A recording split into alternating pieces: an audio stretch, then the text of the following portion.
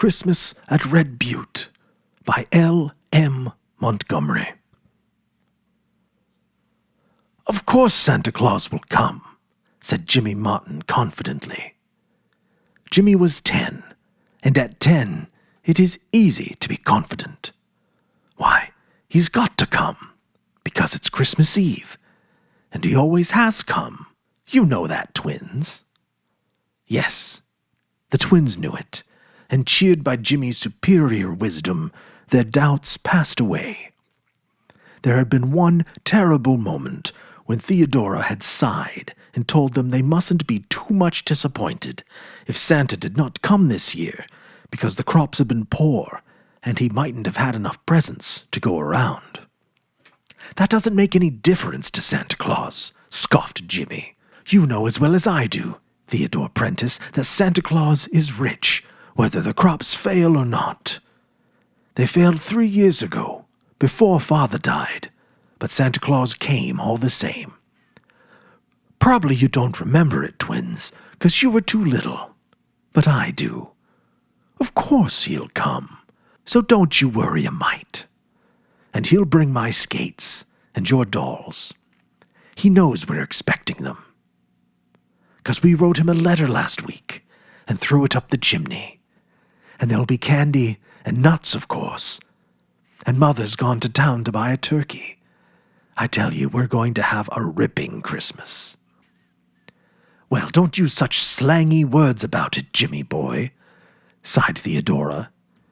She couldn't bear to dampen their hopes any further, and perhaps Aunt Elizabeth might manage if the colt sold well. But Theodora had her painful doubts, and she sighed again as she looked out the window, far down the trail that wound across the prairie, red-lighted by the declining sun of the short, wintry afternoon. "Do people always sigh like that when they get to be 16? Asked Jimmy curiously. "You didn't sigh like that when you were only 15, Theodora. I wish you wouldn't. It makes me feel funny. And it's not even a nice kind of funniness either." "It's a bad habit I've gotten into lately," said Theodora, trying to laugh. "Old folks are dull sometimes, you know, Jimmy boy." 16 is awfully old, isn't it?" said Jimmy reflectively. "I'll tell you what I'm going to do when I'm 16, Theodora. I'm going to pay off the mortgage and buy Mother a silk dress and a piano for the twins. Won't that be elegant? I'll be able to do that 'cause I'm a man. Of course, if I was only a girl, I couldn't." "I hope you'll be a good, kind, brave man and a real help to your mother," said Theodora softly, sitting down before the cozy fire and lifting the fat little twins into her lap. "Oh, I'll be good to her, never you fear," assured Jimmy, squatting comfortably down on the little fur rug before the stove, the skin of the coyote his father had killed 4 years ago. "I believe in being good to your mother when you've only got the one. Now, tell us a story, Theodora. A real jolly story, you know, with lots of fighting in it. Only please, don't kill anybody. I like to hear about fighting, but I like to have all the people come out alive." Theodora laughed and began a story about the Ryle Rebellion of '85, a story which had the double merit of being true and exciting at the same time. It was quite dark when she finished, and the twins were nodding, but Jimmy's eyes were wide open and sparkling. "That was great," he said, drawing a long breath. "Tell us another." "No, it's bedtime for you all," said Theodora firmly. "One story at a time is my rule, you know." "But I want to sit up till Mother comes home," objected Jimmy. "You can't. She may be very late, for she will have to wait to see Mr. Porter. Besides, you don't know what time Santa Claus might come, if he comes at all. If he were to drive along and see you children up, instead of being sound asleep in bed, he might go right on by and never call at all." This argument was too much for Jimmy. "All right, we'll go. But we have to hang up our stockings first. Twins, get yours." The twins toddled off in great excitement and brought back their Sunday stockings, which Jimmy proceeded to hang along the edge of the mantel shelf. This done, they all trooped obediently off to bed. Theodora gave another sigh and seated herself at the window where she could watch the moonlit prairie from Mrs. Martin's homecoming and knit at the same time. I'm afraid that you will think from all the sightings Theodora was doing that she was a very melancholy and despondent young lady. You could think anything more unlike the real Theodora. She was the jolliest, bravest girl of 16 in all of Saskatchewan, as her shining brown eyes and rosy dimpled cheeks would have told you, and her sighs were not on her own account, but simply for fear the children were going to be disappointed. She knew that they would be almost heartbroken if Santa did not come, and that this would hurt the patient, hard-working little mother more than all else. 5 years before this, Theodora had come to live with Uncle George and Aunt Elizabeth in the little log house at Red Butte. Her mother had just died, and Theodora had only her big brother Donald left, and Donald had Klondike fever.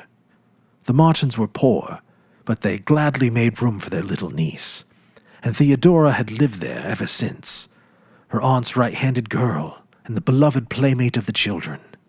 They had been very happy until Uncle George's death 2 years before this Christmas Eve. But since then there had been hard times in the little log house, and though Mrs. Martin and Theodora did their best, it was a woefully hard task to make both ends meet, especially this year when their crops had been poor. Theodora and her aunt had made every sacrifice possible for the children's sake, and at least Jimmy and the twins had not felt the pinch very severely yet. At 7, Mrs. Martin's bell jingled at the door, and Theodora flew out. "Go right in and get warm, Auntie," she said briskly. "I'll take Ned away and unharness him." "It's a bitterly cold night," said Mrs. Martin wearily. There was a note of discouragement in her voice that struck dismay to Theodora's heart. "I'm afraid it means no Christmas for the children tomorrow," she thought sadly, as she led Ned away to the stable. When she returned to the kitchen, Mrs. Martin was sitting by the fire, her face in her chilled hands, sobbing convulsively. "Auntie, oh, Auntie, don't!" exclaimed Theodora impulsively. It was such a rare thing to see her plucky, resolute little aunt in tears. "You're cold and tired. I'll have a nice cup of tea for you in a trice." "No, it isn't that," said Mrs. Martin brokenly. "It was seeing those stockings hanging there. Theodora, I couldn't get a thing for the children. Not a single thing. Mr. Porter would only give $40 for the colt, and when all the bills were paid, there was barely enough left for such necessities as we must have. I suppose I ought to feel thankful I could get those. But the thought of the children's disappointment tomorrow is more than I can bear. It would have been better to have told them long ago, but I kept building on getting more for the colt. Well, it's weak and foolish to give away like this. We'd both better take a cup of tea and go to bed. It will save fuel." When Theodora went up to her little room, her face was very thoughtful. She took a small box from her table and carried it to the window. In it was a very pretty little gold locket hung on a narrow blue ribbon. Theodora held it tenderly in her fingers and looked out over the moonlit prairie with a very sober face. Could she give up her dear locket? The locket Donald had given her just before he started for the Klondike? She had never thought she could do such a thing. It was almost the only thing she had to remind her of Donald. Handsome, merry, impulsive, warm-hearted Donald, who had gone away 4 years ago with a smile on his bonny face and splendid hope in his heart. "Here's a locket for you, gift of God," he had said gaily. He had such a dear, loving habit of calling her by the beautiful meaning of her name. A lump came into Theodora's throat as she remembered it. "I couldn't afford a chain, too, but when I come back, I'll bring you a rope of Klondike nuggets for it." Then he had gone away. For 2 years, letters had come from him regularly. Then he wrote that he joined a prospecting party to a remote wilderness. After that was silence, deepening into anguish of suspense, that finally ended in hopelessness. A rumor came that Robert Prentice was dead. None had returned from the expedition he had joined. Theodora had long ago given up all hope of ever seeing Donald again. Hence her locket was doubly dear to her. But Aunt Elizabeth had always been so good and loving and kind to her. Could she not make the sacrifice for her sake? Yes, she could and would. Theodora flung up her head with a gesture that meant decision. She took out of the locket the bits of hair, her mother's and Donald's, which it contained. Perhaps a tear or two fell as she did so, and then hastily donned her warmest cap and wraps. It was only 3 miles to Spencer. She could easily walk it in the hour, and as it was Christmas Eve, the shops would be open late. She must walk, for Ned could not be taken out again, and the mare's foot was sore. Besides, Aunt Elizabeth must not know until it was done. As stealthily as if she was bound on some nefarious errand, Theodora slipped downstairs and out of the house. The next minute she was hurrying along the trail in the moonlight. The great dazzling prairie was around her, the mystery and splendor of the northern night all about her. It was very calm and cold, but Theodora walked so briskly that she kept warm. The trail went from Red Butte to Spencer. The trail from Red Butte to Spencer was a lonely one. Mr. Lurgan's house, halfway to town, was the only dwelling on it. When Theodora reached Spencer, she made her way at once to the only jewelry store the little town contained. Mr. Benson, its owner, had been a friend of her uncle's, and Theodora felt sure that he would buy the locket. Nevertheless, her heart beat quickly, and her breath came and went uncomfortably fast as she went in. Suppose he wouldn't buy it? Then there would be no Christmas for the children at Red Butte. "Good evening, Miss Theodora," said Mr. Benson briskly. "What can I do for you?" "I'm afraid I'm not a very welcome sort of customer, Mr. Benson," said Theodora with an uncertain smile. "I want to sell, not buy. Will you buy this locket?" Mr. Benson pursed up his lips, took up the locket and examined it. "Well, I don't buy second-hand stuff," he said after some reflection. "But I don't mind obliging you, Miss Theodora. I'll give you $4 for this trinket." Theodora knew the locket had cost a great deal more than that, but $4 would get what she wanted, and she dared not ask for more. In a few minutes the locket was in Mr. Benson's possession, and Theodora, with 4 crisp new bills in her purse, was hurrying to the toy store. Half an hour later she was on her way back to Red Butte with as many parcels as she could carry. Jimmy's skates, 2 lovely dolls for the twins, packages of nuts and candy, and a nice, plump turkey. Theodora beguiled her lonely tramp by picturing the children's joy in the morning. About a quarter of a mile past Mr. Lurgan's house, the trail curved suddenly about a bluff of poplars. As Theodora rounded the turn, she halted in amazement. Almost at her feet, the body of a man was lying across the road. He was clad in a big fur coat and had a fur cap pulled well down over his forehead and ears. Almost all of him that could be seen was a full, bushy beard. Theodora had no idea who he was or where he had come from, but she realized that he was unconscious and that he would speedily freeze to death if help were not brought. The footprints of a horse galloping across the prairie suggested a fall and a runaway, but Theodora did not waste time in speculation. She ran at full speed to Mr. Lurgan's and roused the household.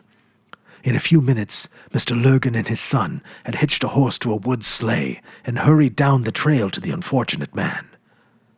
Theodora, knowing that her assistance was not needed, and that she ought to get home as quickly as possible, went on her way as soon as she had seen the stranger in safekeeping. When she reached the little log house, she crept in, cautiously, put the children's gifts in their stockings, placed the turkey on the table where Aunt Elizabeth would see it first thing in the morning, and then slipped off to bed, a very weary but very happy girl. The joy that reigned in the little log house the next day more than repaid Theodora for her sacrifice. "Whoopee, didn't I tell you that Santa Claus would come all right?" shouted the delighted Jimmy. "Oh, what splendid skates!" The twins hugged their dolls in silent rapture. But Aunt Elizabeth's face was the best of all. Then the dinner had to be prepared, and everyone had a hand in that. Just as Theodora, after a grave peep into the oven, had announced that the turkey was done, a sleigh dashed around the house. Theodora flew to answer the knock at the door, and there stood Mr. Lurgan, and a big, bewhiskered, fur-coated fellow whom Theodora recognized as the stranger she had found on the trail. But was he a stranger? There was something oddly familiar in those merry brown eyes. Theodora felt herself growing dizzy. "Donald!" she gasped. "Oh, Donald!" And then she was in the big fellow's arms, laughing and crying at the same time. Donald it was, indeed. And then followed half an hour, during which everybody talked at once, and the turkey would have been burned to a crisp if it had not been for the presence of mind of Mr. Lurgan, who, being the least excited of them all, took it out of the oven and set it on the back of the stove. "To think that it was you last night, and I never dreamed it," exclaimed Theodora. "Oh, Donald, if I hadn't gone to town." "I'd have frozen to death, I'm afraid," said Donald soberly. "I got into Spencer on the last train last night. I felt I must come right out. I couldn't wait till morning. But there wasn't a team to be got for love or money. It was Christmas Eve, and all the livery rigs were out. So I came on horseback. Just by that bluff something frightened my horse, and he shied violently. I was half asleep and thinking of my little sister, and I went off like a shot. I suppose I struck my head against a tree. Anyway, I knew nothing more until I came to in Mr. Lurgan's kitchen. I wasn't much hurt, felt none the worse of it except for a sore head and shoulder. But oh, gift of God, how you've grown. I can't realize that you are the little sister I left 4 years ago. I suppose you've been thinking I was dead. Yes, and oh, Donald, where have you been?" "Well, I went way up north with a prospecting party. We had a tough time the first year, I can tell you, and some of us never came back. We weren't in a country where post offices were lying round loose either, you see. Then at last, just as we were about giving up in despair, we struck it rich. I've brought a snug little pile home with me, and things are going to look up in this log house, gift of God. There'll be no more worrying for you dear people over mortgages." "I'm so glad, for Auntie's sake," said Theodora with eyes shining. "But, oh, Donald, it's best of all just to have you back. I'm so perfectly happy I don't know what to say or do." "Well, I think you might have dinner," said Jimmy in an injured tone. "The turkey's getting stone cold and I'm most starving. I just can't take it another minute." So, with a laugh, they all sat down to the table and ate the merriest Christmas dinner the little log house had ever known. Thank you for listening.